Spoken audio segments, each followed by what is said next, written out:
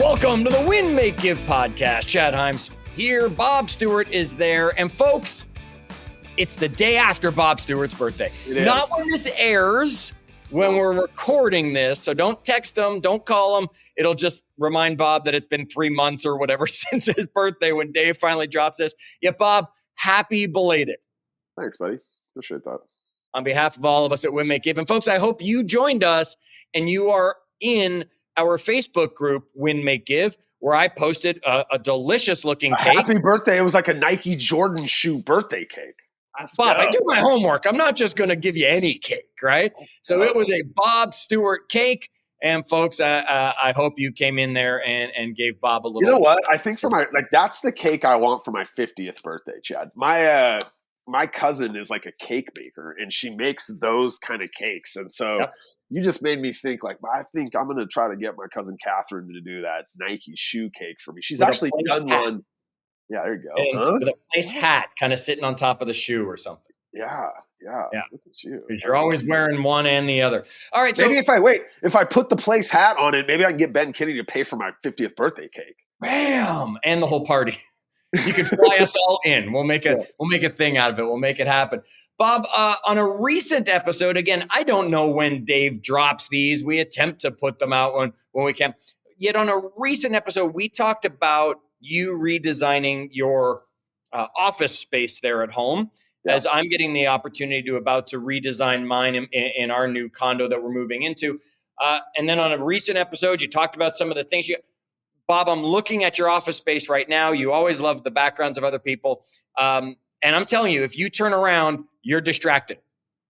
Yeah. Right? Because what he's got going behind him, folks, right now is the Roku screensaver. That's not normal. Yeah. I think one of my boys must have left the TV on last night. Like, I don't even know. We don't really watch TV down here, so I don't know why that's on. All right. Well, he's got the Roku screensaver, and I can't imagine anything more distracting because every time it's on, I look to make sure I catch every Easter egg. What's your favorite one in there, Bob, that you have identified that maybe somebody who's watching this that knows what I'm talking about with the Roku screensaver is saying, I've never seen that in there. Space Needle's mine. I mean, the Space Needle. Oh, that's so obvious. I know, but I'm from Seattle, man, born and raised. So there it is. It just came on the screen. You were saying you like the Empire State Building. You like the Jaws. You like the ship where Jaws is like chasing behind the little Jaws, but the boat from the movie or whatever. From Jaws and Spider-Man swinging around the Empire State Building. Yes. Yeah. Have you caught the rear window Easter egg where you can actually see the guy with the binoculars or the camera in the wheelchair looking out the window of one of the buildings as it goes by? You know what's funny? One day, I mean, this thing is on all of our. We have Roku. Like that's what we use, right? We do YouTube TV and Roku, and this is on all of our TVs all the time. One day, I was like, "What is all this?" I sat there and watched it go by for probably an hour. But I've never really done it since. Like I felt like I got my fill that day. So I don't know. You're probably I feel like you're on the verge of making me waste another hour after we get off this thing, just sitting in front of my Roku. It does change.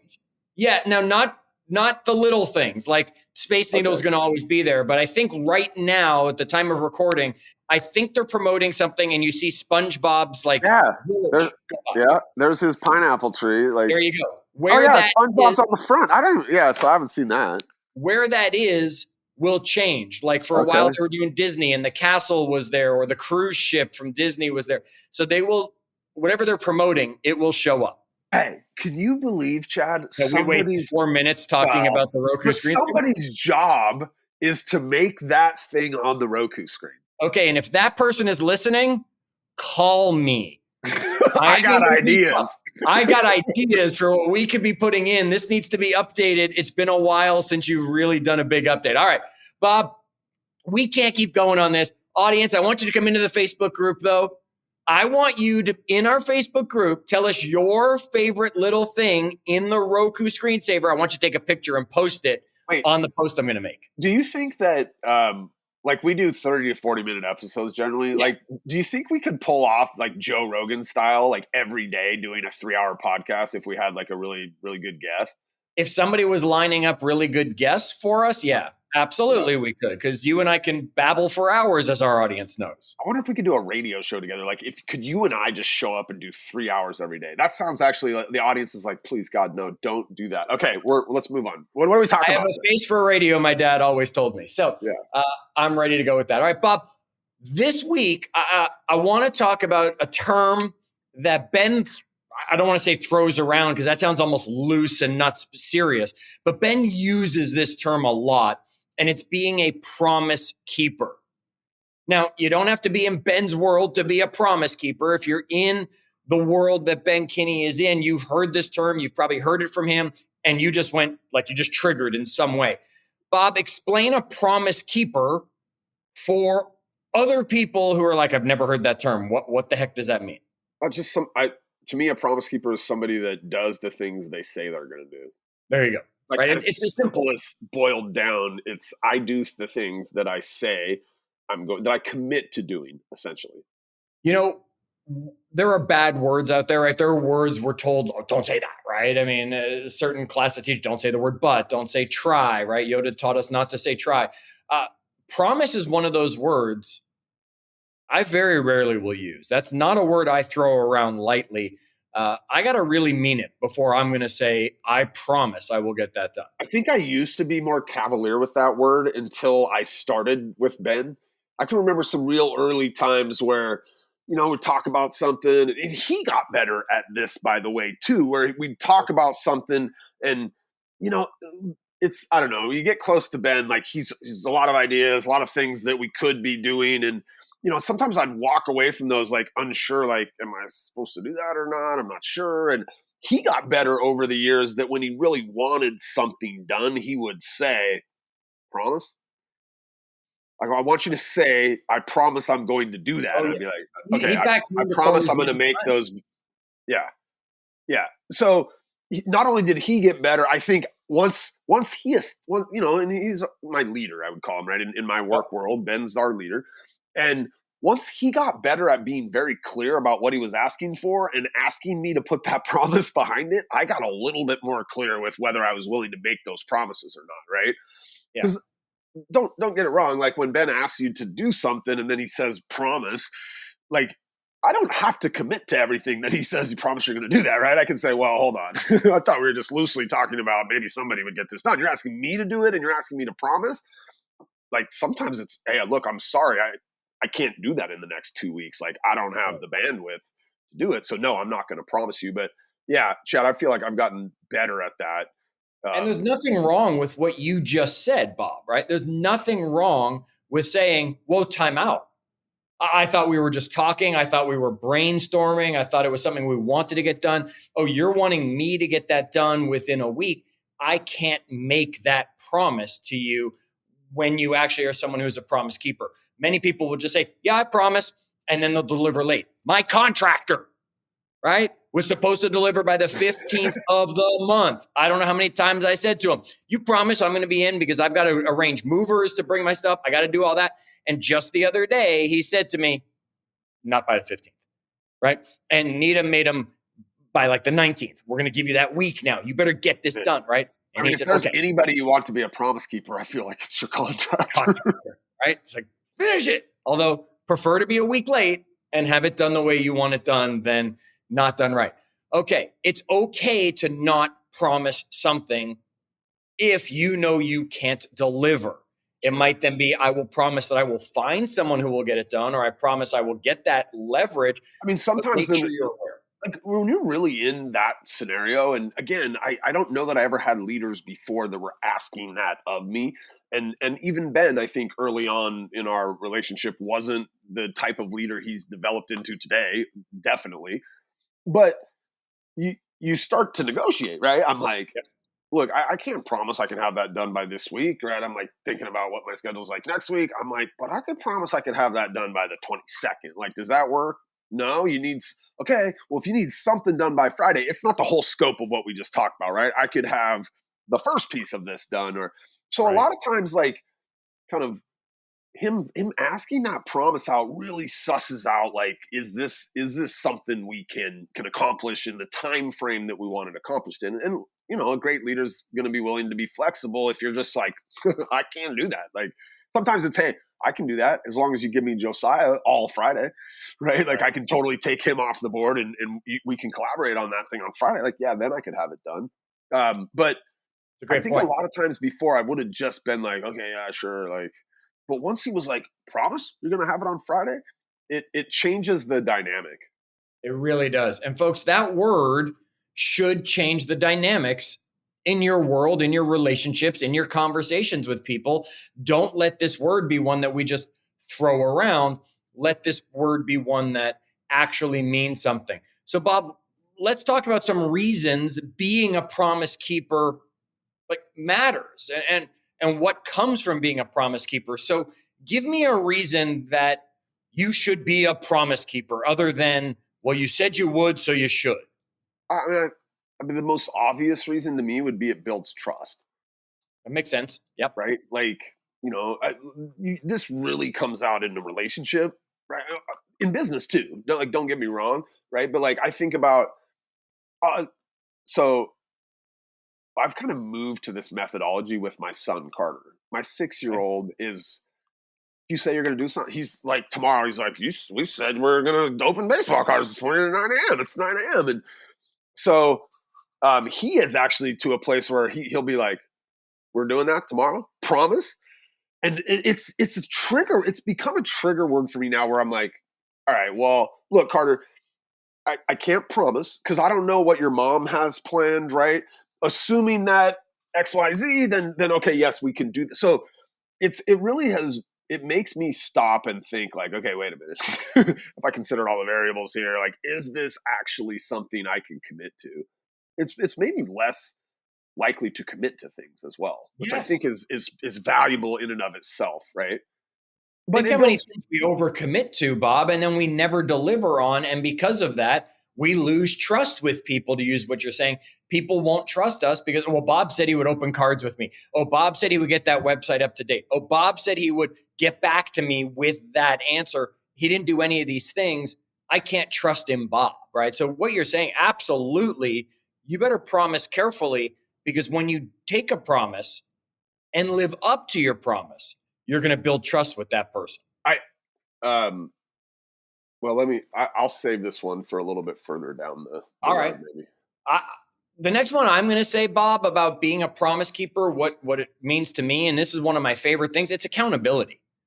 Right? And being a promise keeper promotes that responsibility that we're taking something on and the accountability that it brings. And people know me. If you truly know me, if I'm not just the voice on the Win Make Give podcast, if you know me, I've probably held you accountable to something, right? There's probably been something you'd say you would do, and I'm texting you and saying, is it done, right? Or you're saying, I'm going to go do this. And I'm like, great, I will be there. Text me to start, or I'll meet you at it, whatever the accountability is, which then, of course, I think leads to trust.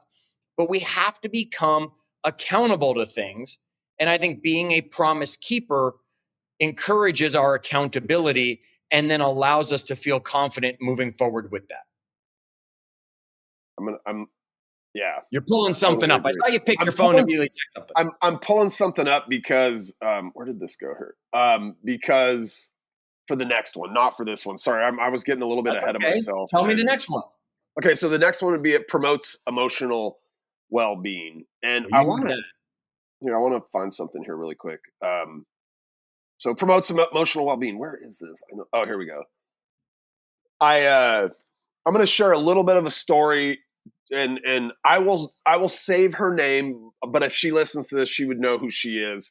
Okay. I'm an accountability partner for a number of people in our organization, Chad, and one of them recently, she sent me like a whole bunch of stuff, and it was part of it was like a note she had sent out to her team, and this is a lady who made some really big promises to herself, to her business partners, and she's like in the throes of delivering on that promise. And she had written just this some stuff to me, and I basically went back to her and I said, hey, I really like I love the leadership you're showing your team. And I said, does it feel easier to lead them when you're showing up and keeping your promises you made to them. And she said, it definitely feels easier. It feels honorable. These are her words. I'll just read them. It gets me a little bit like emotional because, Well, because you cry a lot, we know. yeah, but it just, to see people have realizations about what, like in this particular case, like what being a promise keeper means. Like it is absolutely promote like this. I have a full 100% confidence. Her emotional well-being is better off. This is what she wrote. She wrote, it's definitely easier. It feels more honorable. It feels congruent. I think that is such a good word, congruent. Yeah. Like, because this is a lady that's out telling people, hey, you should do this, you should do that. Here's how you be successful. Her now doing it with them and keeping the promise of kind of leading the way in there. She says, I feel more passionate about it. Like just those 4 sentences, if it's definitely easier. It feels honorable. It feels congruent. I feel more passionate about what I'm doing is based on the fact that she's keeping a promise. Now, this is a big promise and they're kind of doing some crazy stuff outside of kind of the normal course of business. So this wasn't an easy promise that this lady's keeping. It's actually a really hard one, but it's absolutely like putting her in a mindset just that's in such a better place. Well, I think it's also another thing that being a promise keeper does, right, is it enhances your integrity. Right? Because you are living up to words you say. So I think that's what's happening here. People are seeing her with more integrity. Whereas before it was like, well, is she really? It's that whole character is what you do when no one's watching, right? Or however that quote goes and all that. It's that integrity of, I say I'm going to do something. Am I congruent with that? Am I doing it or am I not doing it? What do people see? I think they're seeing integrity. And that's going to strengthen all the relationships she has around her. I think congruent is such a good word. Like when she It really is. It was great. When she wrote that, my response was congruent. That is such a good way to describe like what is happening as you keep your promises, right? I mean, I think that's a really good word to describe it. Yeah, it really is. So, folks, there are reasons to be a promise keeper other than what a kid would say on a playground, which is, well, you said you would, right? Because too many people talk themselves out of that. Well, I just said, right. Okay, folks, make sure you're going to build trust with people. You're going to be better with your accountability with people. You're going to have emotional well-being, better integrity, which will strengthen relationships that you have with people. Because the higher your integrity, I'm going to tell you, the stronger your relationships. Right? I mean, you might be a bad person. Okay, but if you have integrity, other people will follow you. Other people will want to be around you. Other people will be able to count on you because they know what you will do because you have integrity. You have proven over time and time again that you come through when you do this. I think the two in my world, the two people that are the epitome of this are Chris and Ben, right? Who lead our organization. Like, and I believe it's really hard to work for a leader that's not a promise keeper, right? Like just the amount of resentment, the erosion of trust, if they're not keeping their promises, what do I need to be accountable to? Like there's so many of these things that like if you lead people and you're not a promise keeper, like it's not going to end well. No, never. I mean, people are going to quit, right? People will not follow a leader that does not keep true to their word, which then, as we've said, integrity. I mean, who wants to follow a leader that has no integrity? Who wants to follow a leader that, doesn't build trust in you? We don't want that unless we're just looking for a paycheck, right? And we're saying, well, I can just hide in this company and they don't care because they don't keep their promises. Promise keeping is a must. So, Bob, if promise keeping is a must, and I'm serious, I can go a month without using the word promise easily, right? Yet if promise keeping is a must and we are going to commit to certain things to promise people we will deliver on, let's talk about some ways to be a better promise keeper. Let's give some tips. You've been a promise keeper for a long time. I've been a promise keeper for a long time. We've had Ben hovering over both of us to make us better promise keepers. Let's give tips to our audience. Quick, I want to qualify that a little bit because I think professionally, I do a pretty good job with it. And I've gotten definitely better over the years. And some of these we talk about some of these tips, like, you guys have heard our stories. And so like learn to say no, for example. But the there are places where I fall down on this, right? Sure. It wasn't that long ago that my wife pulled me aside and was like, "Listen, you can't tell Carter that we're going to do something tomorrow. Like you have to do it, right? Like he's starting to not trust you. He's right. So we look, guys, promise keeper, but we fall down too, right? So I just want to Everybody does. Nobody is perfect on being a promise keeper. That is for sure. I'm sure there is somebody who could respond immediately and say to me, well, Ben once promised this, and even he didn't come through on it or whatever it was. Okay. It's true. It's going to happen, especially with a 5, 6, 7 year old, the kids that age, right? yeah, Everything you say, they take literally. So when you yeah, say we're going to do it, right, you're going to do it. Now, if you teach him the value of the word promise, there's a difference between, yeah, we'll go to the park tomorrow and we'll go to the park tomorrow, I promise, yeah. right?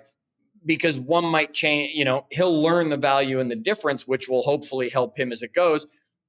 But we can all learn from these. You just mentioned learning to say no. So, Bob, that's a great tip. Dive into that one a little more because that was a huge one for you. Wait, which You've one? always had trouble with saying no to people. Oh, yeah. Learn to say no. Um, I I think one of the most freeing things that Ben language he gave me sometimes was saying, well, if you were to go look at probably my last 50 no's, 45 of them I've used. I'm sorry, that's not a priority for me right now. Like he taught me how to say no that way. I used to say yes to everything. And so if you can't say no, you end up making a bunch of promises that you don't, whether you're specifically saying, I promise, you're essentially Yep. saying, yeah, I can get to that, or yeah, I can do that for you, or sure. Or, today, I that one phrase, you know what? I'm sorry, I'd love to help. It's not a priority for me right now, though, so I don't think that I'm going to probably be able to do it. Yeah. Has been really freeing for me, right? It's this idea that I'm working from my priorities, not yours. Almost every ask somebody makes of you is their priorities. That's great. I had a guy message me literally uh, 10 a.m. this morning saying, "Can you be on our Zoom at 10:30?" And I was like, "That's not going to work in my priority for today. You want to schedule something a few weeks out? I can take care of that for you." Right. So I was able to say no with the alternative, right, and use that. And then another tip, folks, is prioritize. Right. If you don't know your priorities, you're more likely to be old school Bob, right? Which was like, yeah, I can do that because he's a people pleaser. I can do that. I can do that. I can do that. Right. When you know your priorities, you understand who the people are you truly should be pleasing. Right, Bob, I talk about that with the food chain, right? When someone asks me to do something, Nita is at the top of my food chain. So I immediately have to stop and say, how does that impact her? Does that impact her if I make that promise to you? Okay, then after her, who's next? And then who's next? And then who's next? And I run through that list but until I get down to saying, okay, I can make that promise to you that I can take care of that. And folks, Bob made a great point. He threw it away. I don't even know if a lot of times people hear the word promise even when you don't say it. So when Yeah, you say, I'm going to do something, they hear you say, I promise, even though all you said was, yeah, I can take care of that for you. You didn't promise you were going to get it done. You on probably that, meant I attempt to. yeah, on that point, and I just saw Ben do this with a group of people recently, where they said, "Yeah, yeah, I'm gonna do that thing." And he said, "No, I want you to say, I promise, I'm going to make 50 calls tomorrow." He pulled him back and was like, he wanted no ambiguity about Yep. what they were committing to. Right? So they even said he said what he wanted him to do. They were like, "Yep, gonna do it." And he's like, "No, I want you to say, I promise, I'm going to like trigger that they were committing." Yeah. Right? And I actually watched him do this with a larger group, and I think the third lady was like, when he said no, promise me. She got into some of these other things in here. Like her brain started to go, wait a minute, if I'm going to make a promise, is this a priority for me? She had to assess before committing. Like, and that's another tip on here. Like, just some real assessment before committing, because then she started asking questions. All right, well, could it be done by 10 o'clock instead of by the end of the workday? Like, she started really assessing what she was committing to. So I think that's a tip I would suggest. Like, it's okay to ask those clarifying questions, or right, to negotiate potentially what you're agreeing to or what you're promising to do. Some assessment, and maybe I would add negotiation. Yeah, I think that's a great one, Bob. I'll give you, look, I was raised north of the border, right? Raised in Toronto, even though born in New York. So I think one of the first words they teach Canadians is sorry, eh? Right? I mean, I think that's one of the first words that they teach us. So I'm going to say, as a tip, it's too late if you're saying this. Yet you need to be authentic and sincere in apologies when you don't deliver on a promise. You want to be a better promise keeper, you need to be able to look someone in the eyes and apologize to them when you don't keep that promise, so that they at least, maybe on a fake scale, there's no scale, maybe they would have lost 10 points of respect for you when you failed. But by apologizing, since maybe it's only 4 or 5 points you're losing on that same scale. So remember, you want to be better at being a promise keeper. Acknowledge and apologize when you screw it up. Here, I'm gonna wrap another. So my wife is a master at this. I'm very good at it today in my work life, but I would say, like, set reminders to help you deliver on your promises, right? It could be like, I always think, like, my every meeting on my calendar is a promise. I don't necessarily always think like that. I've told the story before, and this goes back to acknowledge and apologize. And so I'll wrap together reminders and acknowledge and apologize, but I missed the meeting on my calendar with one of our partners, and it got back to Ben. And Chad, you've heard this story, I think, but I had to go into his office, and he was like, okay, you're going to do number 10. You're going to call her. You're going to tell her you're sorry. And then you're going to tell her to make up for it. You're flying next week down to New Mexico to go visit this person in person. And I was like, what? And he's like, look, we keep our promises in this organization, and your calendar is a promise to that person that we're going to show up and honor their time. So, but so look, and this is probably a place where I do fall. That my wife is constantly, like, asking me to do things, which is awesome, right? Like, we're partners in running our house. I don't always deliver. She's like, hey, can you make sure the garbage goes? I'm like, no problem. Can you? I'm better today, especially if it's not like something I'm going to do in the next 30 minutes, of like setting a reminder in my phone so that tomorrow that thing pops up in the morning. I'm like, oh yeah, I got to take that thing to the mail, or I got to take that to the UPS. Or like this morning, it was a mail thing I had to get into the mail before. And she asked me last night, and I'm like, let me just, I don't even know if she knows I did this, but I'm like, let me just put that in my phone so that I know I have a call at 8 a.m. I want that thing to pop up at 7:55 so I can run and grab it and take it out to the mailbox, because I would have forgotten the next day. So I don't know. It seems silly, but little things like, we've got a lot of technology at our fingertips to help us not forget our promises. Amen, folks. You don't have a reason to not get a promise kept unless it's you overcommitted, right? I mean, I do Movie Monday on Facebook, Bob, every Monday, right? I mean, anybody who's connected with me on Facebook, every Monday for now 14 years, I have posted Monday morning, right? What movie did you watch? What would you rate it from 1 to 10? For 14 years, Bob. And it still pops up Sunday night on my phone to remind me to go write my Movie Monday post so it's ready to post in the morning so I don't forget it. Right? There's no reason when we make a promise not to do it. Nita needed me to take care of something just today. She said to me yesterday, hey, tomorrow I need you to take care of this with the move or something. And I said, okay. And she looked at me and just, Bob, she stared at me until she saw me pick up. I was like, what? And I was like, oh. And I picked up my phone, right? And said, hey, girl in my phone, because if I say her name, she's going to wake up now, right? Hey, set a reminder, 12 o'clock tomorrow. I'm supposed to call these people, right? It was like, because I would have forgotten. Folks, use the technology in your hands. Okay, so learning to say no and prioritizing, right? If you don't know your priorities, you're not going to be able to say no to other people when it takes away from you. Acknowledge, apologize when they happen, using reminders so you don't miss things that are easy promises to keep, right? To me, Bob, schedule, right? How many times have we done the podcast episode where we've talked about time blocking and how I believe you should be building your calendars and all that stuff. Okay. So you should therefore be putting them on your calendar, all these promises, and living and dying by your calendar. You wouldn't have missed that call, for example. Are there any other tips you've come across that you want to share with our audience on being a promise keeper? I think, and again, this is maybe through the lessons I've learned in kind of becoming this person professionally and really at kind of Ben's leadership. I say be realistic. Mm.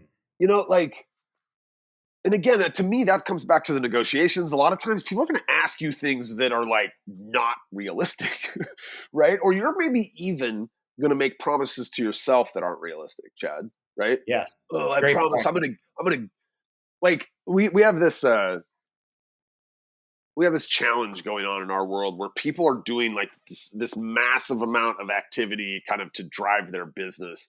Right. Like massive, right? And I remember telling somebody who had just accepted the challenge and had 3 weeks before it was going to start, I'm like, can I ask you a question? Like, when are you going to start becoming the person you need to be in 3 weeks to do what is being asked of you? And she was like, what do you mean? I'm like, do you think you're going to wake up on July 1st? You're going to go to bed on June 30th as the person you are right now. And on July 1st, you're going to wake up as the person you need to be to complete this. And she's like, I never thought of that. And I'm like, you should be realistic. You should start working up over the next 2.5 weeks that you have to becoming that person you need to be on July 1st, because you're not going to go from June 30th being the guy making 10 phone calls a day to the next day making 150 phone calls. You need to work up to it. I think I blew a little bit of realism into their, like, be realistic about the promises you're making. Like, are you even capable of, of delivering on it, right? That is great. And Bob, the last one that I'll throw in there to go with it, you mentioned it earlier, even though you didn't mention it this way, you just mentioned it again in a different way. So just to, tie these together, folks, be clear in the communications. Oh yeah. What's being asked? Right. Be really clear that when you're promising, everybody knows what you're promising, right? Not that, like Bob was saying earlier, right? Ben might say something to him and he'll be like, oh, wait, that I can't commit to. I can promise this will happen. Like, it will be in motion. First part will be done. I will do this okay. Be really clear when you're making a promise, what the promise truly is, because you want to make sure they heard what you committed to. So we get the benefits of that trust and strengthening the relationship and having integrity because we lived up to our promise. All right. So Bob, here's my promise. Oh, uh-oh. My promise next week is to be here with you recording again. I can't promise when it'll be dropped because Dave controls that. I have no control over that. Yet I can promise that next Wednesday I will be here working with you on recording the next episode. Here's my promise to you. As long as my flight home from Dallas on Tuesday night doesn't get messed up in some way, because this time of year in Dallas, like, they'll cancel a flight on your ass for lightning or whatever, right?